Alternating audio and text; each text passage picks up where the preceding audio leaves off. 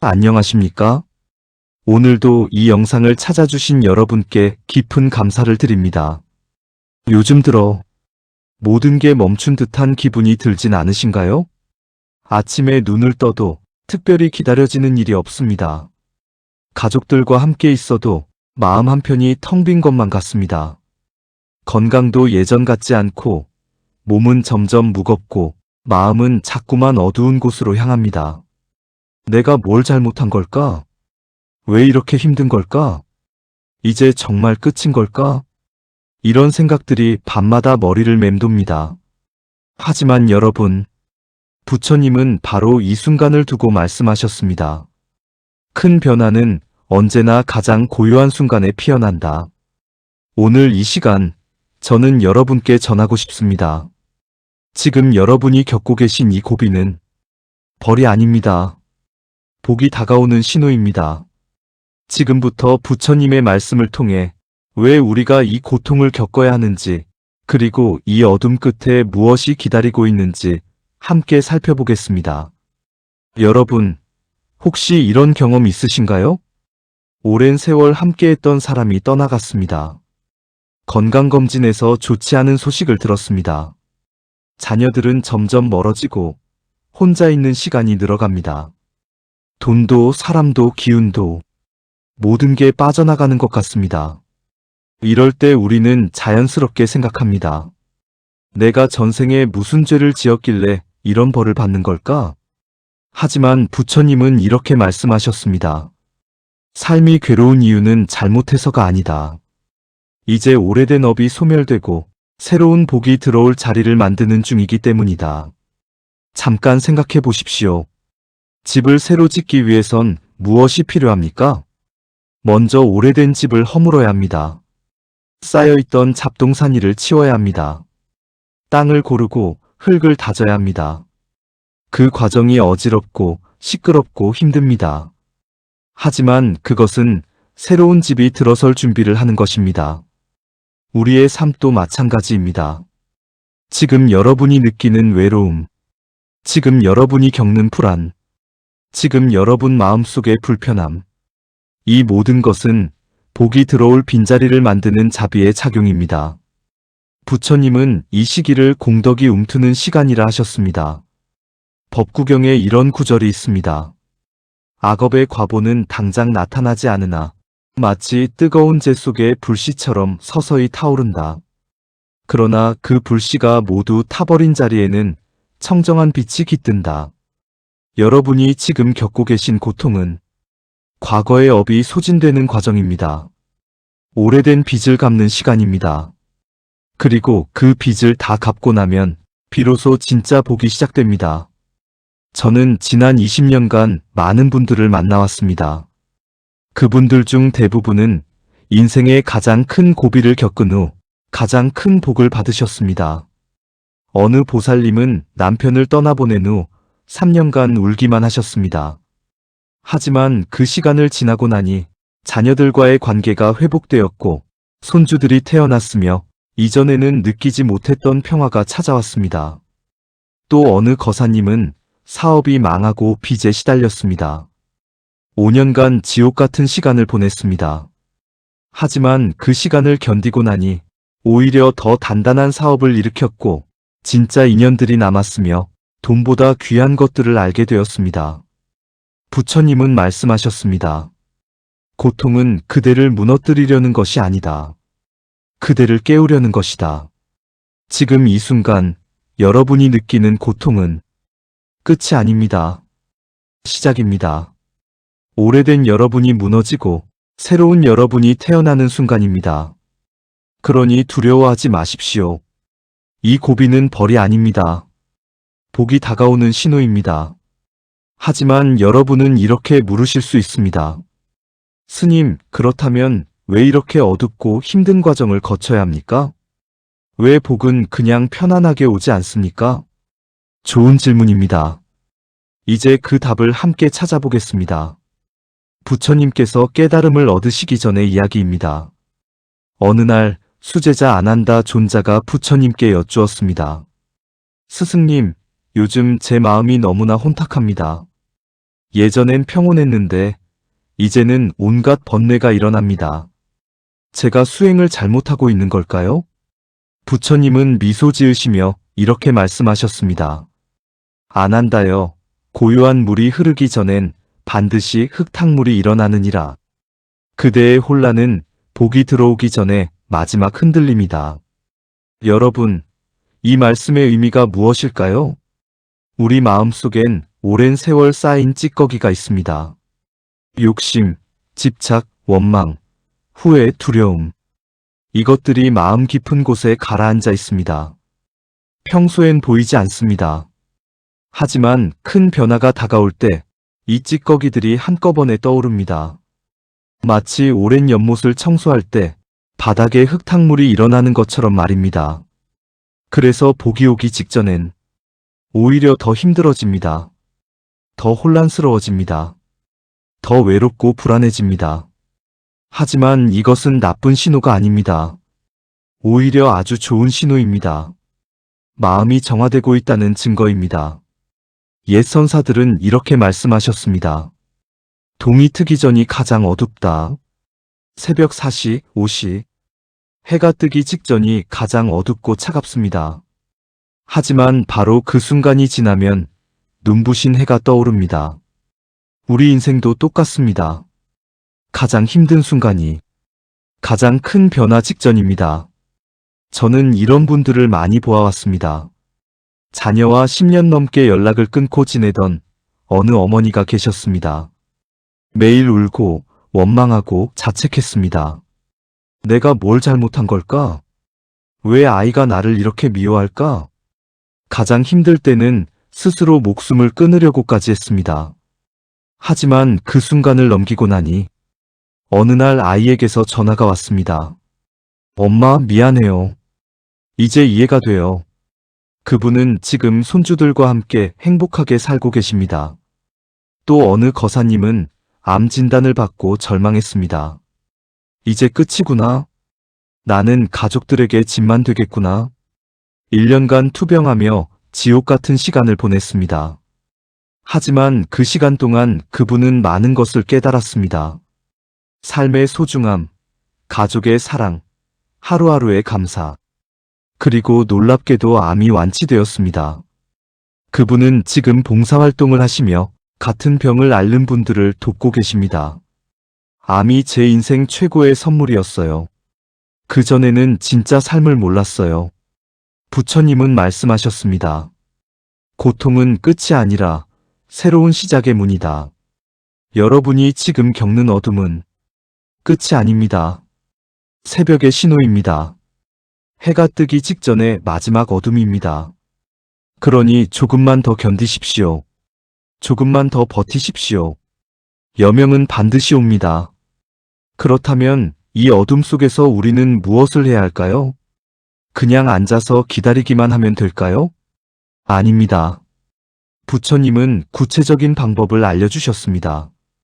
지금부터 그 방법을 함께 살펴보겠습니다. 여러분, 부처님께서는 깨달음을 얻으신 후 제자들에게 가르침을 주셨습니다. 그중 고통을 다스리는 5가지 법이 있습니다. 오늘날 우리가 겪는 고비에도 똑같이 적용됩니다. 지금부터 이 5가지를 하나하나 살펴보겠습니다. 첫 번째, 억지로 이기려 하지 말고 있는 그대로 바라보라. 많은 분들이 고통을 만나면 이렇게 행동합니다. 안 돼. 이런 생각하면 안 돼. 왜 나는 이렇게 약할까? 정신 차려야 해. 괴로운 마음을 억지로 누르려고 합니다. 하지만 부처님은 말씀하셨습니다. 누르려 할수록 더 커진다. 다만 바라보라. 이것을 사념처 수행이라고 합니다. 괴로움이 올 때 싸우지 마십시오. 그냥 바라보십시오. 아, 지금 내 마음이 슬프구나. 지금 내 몸이 아프구나. 지금 내가 외롭구나. 이렇게 있는 그대로 인정하십시오. 신기하게도 인정하는 순간 고통이 줄어듭니다. 왜일까요? 고통의 90%는 고통 자체가 아니라 고통을 싫어하는 마음에서 옵니다. 왜 나한테 이런 일이? 이건 불공평해. 빨리 끝나야 하는데. 이런 저항이 고통을 키웁니다. 하지만 그래, 지금은 이런 시간이구나 하고 받아들이면 고통은 그냥 고통일 뿐입니다. 더 이상 우리를 지배하지 못합니다. 예를 들어 볼까요? 무릎이 아픈 어르신이 계십니다. 아, 또 무릎이야. 왜 이렇게 아픈 거야? 나 좀 살려줘. 이렇게 생각하면 통증이 더 크게 느껴집니다. 하지만 이렇게 생각해 보십시오. 아, 지금 무릎에서 신호가 오는구나. 많이 써서 고마웠어. 이제 좀 쉬어야겠네. 똑같은 통증인데 마음이 편안해집니다. 부처님은 말씀하셨습니다. 괴로움을 관찰하면 괴로움은 사라진다. 억지로 이기려 하지 마십시오. 다만 바라보고 인정하십시오. 그것이 첫 번째 다스림입니다. 두 번째, 작은 일상에 감사하라. 우리는 큰 불행이 오면 모든 것을 잃은 것처럼 느낍니다. 이제 내게 남은 게 뭐가 있어? 하지만 부처님은 말씀하셨습니다. 하루 한 잔의 물도, 한 줄의 햇살도 복의 씨앗이다. 여러분, 오늘 아침 눈을 뜨셨습니까? 그것이 복입니다. 세상에는 어젯밤 잠들었다가 깨어나지 못한 분들이 수없이 많습니다. 오늘 밥을 드셨습니까? 그것이 복입니다. 세상에는 오늘 굶은 채 잠드는 사람들이 많습니다. 지금 이 영상을 보고 계십니까? 눈이 보이고, 귀가 들리고, 마음이 이해할 수 있다는 것. 그 모든 것이 복입니다. 경전에 이런 이야기가 있습니다. 부처님께서 탁발을 하시던 중 한 거지를 만났습니다. 그 거지는 아무것도 가진 게 없었습니다. 하지만 그는 손에 쥐고 있던 마른 풀 한 줌을 부처님께 공양했습니다. 부처님은 그것을 기쁘게 받으시며 말씀하셨습니다. 이 마른 풀 한 줌이 훗날 큰 복이 될 것이다. 그 거지는 훗날 아쇼카 대왕으로 태어나 불교를 크게 일으켰습니다. 무슨 의미일까요? 복은 가진 것의 크기가 아니라 감사하는 마음의 크기에서 자란다는 것입니다. 아무리 많이 가져도 감사할 줄 모르면 복이 아닙니다. 아무리 적게 가져도 감사할 줄 알면 그것이 복입니다. 오늘부터 실천해 보십시오. 아침에 눈을 뜨면 이렇게 말해 보십시오. 고맙습니다. 오늘도 하루를 주셔서. 물 한 잔을 마실 때 이렇게 생각해 보십시오. 이 물이 내 몸을 적셔주는구나. 감사합니다. 저녁에 잠들기 전 오늘 하루 감사한 일 3가지를 떠올려 보십시오. 오늘 날씨가 좋았다. 오늘 아무 탈 없이 지나갔다. 오늘 맛있는 식사를 했다. 아무리 작은 것이라도 괜찮습니다. 이렇게 감사하기 시작하면 신기하게도 감사할 일이 더 많이 보입니다. 그리고 복이 자라기 시작합니다. 부처님은 말씀하셨습니다. 감사하는 마음이 복을 부른다. 두 번째 다스림, 작은 일상에 감사하십시오. 세 번째, 떠나는 인연은 붙잡지 말라. 인생을 살다 보면 많은 것들이 떠나갑니다. 사랑하던 사람, 소중했던 물건, 건강, 시간. 그럴 때 우리는 붙잡으려고 합니다. 가지마. 나를 떠나지 마. 하지만 부처님은 말씀하셨습니다. 떠나는 것을 붙잡는 순간 그대도 함께 끌려간다. 놓아주어라. 빈자리에서 새로운 인연이 자란다. 제가 아는 보살님 이야기입니다. 오랜 세월 함께 살던 남편이 세상을 떠났습니다. 그분은 3년간 남편의 유품을 하나도 버리지 못했습니다. 옷, 신발, 안경, 심지어 칫솔까지. 이걸 버리면 남편을 잃는 것 같아서요. 하지만 그 3년 동안 그분의 삶도 멈춰 있었습니다. 자녀들이 찾아와도 우울해하고 아무것도 하지 못했습니다. 그러다 어느 날 절에서 법문을 들었습니다. 떠난 이를 진정으로 사랑한다면 그를 자유롭게 해주어야 합니다. 그래야 그도 당신도 다음 단계로 나아갈 수 있습니다. 그날 밤 그분은 용기를 내어 남편의 물건들을 정리했습니다. 눈물을 흘리며 하나하나 감사하며 보내드렸습니다. 그리고 놀라운 일이 일어났습니다. 마음이 가벼워졌습니다. 비워진 방에서 새로운 취미를 시작했습니다. 자녀들과의 관계도 회복되었습니다. 손주들이 놀러올 공간이 생겼습니다. 그분은 이렇게 말씀하셨습니다. 남편을 잊은 게 아니에요. 오히려 더 사랑하게 되었어요. 이제는 슬픔이 아니라 감사로 기억해요. 부처님은 재행무상이라 하셨습니다. 모든 것은 변합니다. 머무는 것은 없습니다. 봄이 오면 여름이 오고 여름이 가면 가을이 옵니다. 이것이 자연의 이치입니다. 사람도 건강도 재물도 마찬가지입니다. 왔다가 갑니다. 이것을 받아들이는 것이 지혜입니다.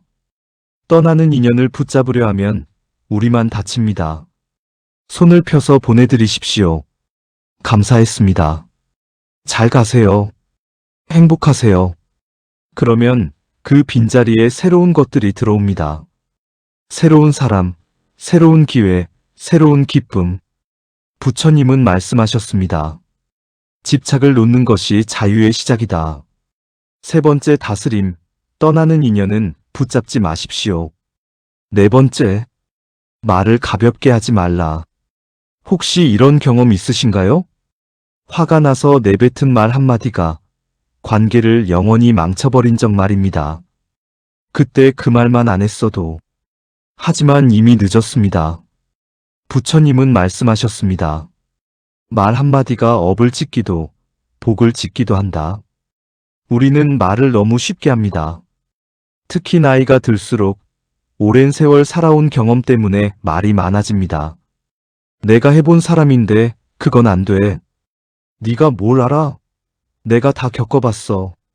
요즘 애들은 정말 이런 말들이 자녀들을 멀어지게 만듭니다. 손주들이 무서워하게 만듭니다.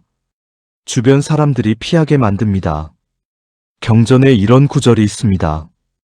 말을 함부로 하는 사람은 10가지 불행을 만든다. 말을 신중히 하는 사람은 10가지 복을 받는다. 그렇다면 어떻게 말해야 할까요? 3가지만 기억하십시오. 첫째, 말하기 전에 한 번 더 생각하라. 이 말이 상대에게 상처가 되지 않을까? 이 말이 꼭 필요한 말일까? 이 말이 나중에 후회되지 않을까? 둘째, 비난보다는 격려를, 지적보다는 인정을 하라. 너는 왜 그것밖에 못해? 대신 이만큼 했으면 잘한 거야. 고생했어. 내가 젊었을 때는 안 그랬는데 대신 요즘은 또 다른 방법도 있겠구나. 셋째, 침묵도 말의 일부임을 기억하라. 꼭 해야 하는 말이 아니라면 차라리 침묵하십시오. 침묵이 때로는 가장 큰 지혜입니다. 저는 어느 할아버지를 기억합니다. 평생 말이 많았던 분이었습니다. 자녀들이 찾아올 때마다 잔소리를 했습니다. 그렇게 살면 안 돼. 내 말 좀 들어봐. 결국 자녀들은 발길을 끊었습니다. 그분은 외로웠습니다. 어느 날 절에 와서 통곡했습니다. 제가 뭘 잘못한 건가요? 다 자식들 위해서 한 말인데. 스님이 말씀하셨습니다. 말은 위한다고 해서 다 좋은 게 아닙니다. 듣는 이의 마음을 헤아려야 합니다. 그분은 그날부터 달라졌습니다. 자녀들이 찾아오면 잔소리 대신 그냥 들어주었습니다. 그랬구나. 힘들었겠다. 내 생각은 어때? 신기하게도 자녀들이 다시 찾아오기 시작했습니다. 손주들도 할아버지를 좋아하게 되었습니다. 그분은 말했습니다. 말을 줄이니까 복이 늘어났어요. 부처님은 말씀하셨습니다. 입은 화의 문이자 복의 문이다. 네 번째 다스림, 말을 가볍게 하지 마십시오. 다섯 번째, 작은 선행 하나를 매일 반복하라. 마지막으로 가장 중요한 가르침입니다. 많은 분들이 복을 받고 싶어 합니다. 그래서 절에 가서 큰 기도를 하고, 큰 돈을 시주하고, 큰 불공을 드립니다. 물론 그것도 좋은 일입니다. 하지만 부처님은 말씀하셨습니다. 복은 거창한 기도가 아니라 꾸준한 마음에서 자란다. 작은 선행 하나를 매일 반복하십시오. 그것이 가장 큰 복을 만듭니다. 무슨 말일까요? 예를 들어 볼까요? 매일 아침 계단을 쓸어 보십시오. 다른 사람들이 안전하게 다니길 바라며 매일 저녁 이웃에게 인사를 건네 보십시오. 안녕하세요. 오늘도 좋은 하루 되셨나요? 매일 한 번 길에서 쓰레기를 하나 주워 보십시오. 매일 한 번 누군가를 위해 기도해 보십시오. 저 사람이 행복하기를. 너무 작다고요? 아닙니다. 이것이 바로 부처님께서 말씀하신 육바라밀의 실천입니다. 경전에 이런 이야기가 있습니다. 한 노파가 있었습니다. 가난해서 부처님께 아무것도 공양할 수 없었습니다. 하지만 그녀는 매일 절 앞길을 쓸었습니다. 10년, 20년, 30년, 죽는 날까지 길을 쓸었습니다. 그녀가 세상을 떠난 후 부처님께서 말씀하셨습니다. 이 노파는 천상에 태어날 것이다. 30년간의 작은 선행이 큰 복을 만들었느니라. 여러분, 복은 하루아침에 오지 않습니다. 복은 씨앗을 심고 물을 주고 기다리는 것입니다. 매일매일 작은 선행을 쌓으십시오. 1년 후, 10년 후 여러분은 놀라게 될 것입니다. 내 삶이 이렇게 변했구나. 부처님은 말씀하셨습니다. 물 한 방울이 모여 바다를 이루듯 작은 선행이 모여 큰 복을 이룬다. 5번째 다스림, 작은 선행을 매일 반복하십시오. 지금까지 5가지 다스림을 살펴보았습니다. 억지로 이기려 하지 말고 있는 그대로 바라보라. 작은 일상에 감사하라. 떠나는 인연은 붙잡지 말라. 말을 가볍게 하지 말라. 작은 선행 하나를 매일 반복하라. 이 5가지만 실천해도 여러분의 삶은 달라질 것입니다. 고비는 더 이상 끝이 아니라 새로운 시작이 될 것입니다. 여러분, 긴 시간 함께 해주셔서 감사합니다. 이제 마지막으로 부처님의 말씀을 전하며 오늘의 이야기를 마무리하겠습니다. 부처님께서 말씀하셨습니다. 복은 눈부시지 않다. 복은 화려하지 않다. 복은 조용히 머물며 견딘 자의 어깨 위에 앉는다. 많은 사람들이 복을 착각합니다. 복은 큰 행운, 큰 재산, 큰 명예라고 생각합니다. 하지만 진짜 복은 그런 것이 아닙니다. 진짜 복은 아침에 눈을 뜨는 것, 편안하게 밥을 먹는 것, 사랑하는 사람과 함께 웃는 것, 평범한 하루를 무사히 보내는 것, 이런 작고 소소한 것들입니다. 그리고 이런 복은 거창하게 기도해서 오는 게 아닙니다. 큰 돈을 내서 살 수 있는 것도 아닙니다. 다만 고비를 견디고 마음을 다스리고 작은 선행을 쌓은 사람에게 조용히 찾아옵니다. 제가 아는 한 보살님 이야기로 마무리하겠습니다. 그분은 평생 고생만 하셨습니다. 가난한 집에 태어나 어려운 시절을 살았습니다. 전쟁도 겪었고 배고픔도 겪었습니다. 결혼에서도 고생이었습니다. 남편은 일찍 돌아가셨고 자녀들을 혼자 키워야 했습니다. 병도 많았고 돈도 없었습니다. 하지만 그분은 원망하지 않았습니다. 매일 아침 부처님께 절을 올렸습니다. 오늘도 살아있게 해주셔서 감사합니다. 매일 저녁 이웃에게 인사를 건넸습니다. 평생 절에 가서 봉사를 했습니다. 그렇게 80년을 살았습니다. 그리고 어느 날 제가 그분께 여쭈었습니다. 보살님, 평생 고생만 하셨는데 어떻게 그렇게 밝으실 수 있으세요? 그분은 웃으며 대답하셨습니다. 스님, 저는 복 많은 사람이에요. 건강하게 80년을 살았잖아요. 자식들 다 잘 키웠잖아요. 손주들도 다 건강하게 자라고 있잖아요. 매일 부처님을 뵐 수 있잖아요. 이게 복이 아니면 뭐가 복이에요? 저는 그날 깨달았습니다. 복은 가진 것이 아니라 보는 눈에 달렸다는 것을. 복은 받는 것이 아니라 깨닫는 것이라는 것을. 여러분, 지금 이 순간도 여러분은 복을 받고 계십니다. 다만 아직 그것을 보지 못할 뿐입니다. 지금 여러분이 겪는 고비는 여러분을 무너뜨리려는 것이 아닙니다. 여러분을 더 단단하게 만들려는 것입니다. 지금 여러분이 느끼는 외로움은 여러분을 버리는 것이 아닙니다. 진짜 인연을 만날 준비를 시키는 것입니다. 지금 여러분이 흘리는 눈물은 끝이 아닙니다. 정화의 과정입니다. 그러니 멈추지 마십시오. 그러니 포기하지 마십시오.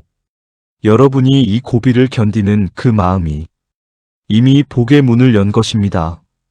부처님은 지금도 여러분을 보고 계십니다. 그리고 미소 지으시며 말씀하십니다. 잘 견디고 있구나. 조금만 더 가면 된다. 복은 이미 그대 곁에 와 있느니라. 오늘도 이 영상을 끝까지 들어주신 여러분께 깊은 감사를 드립니다. 여러분의 삶에 부처님의 자비가 함께하기를 기도합니다. 여러분의 고비가 복으로 변하기를 기도합니다. 여러분의 어둠이 빛으로 물들기를 기도합니다. 나무 석가모니불, 나무 석가모니불, 나무 석가모니불. 구독과 좋아요는 큰 힘이 됩니다. 여러분의 평안을 기원합니다. 다음 영상에서 또 뵙겠습니다.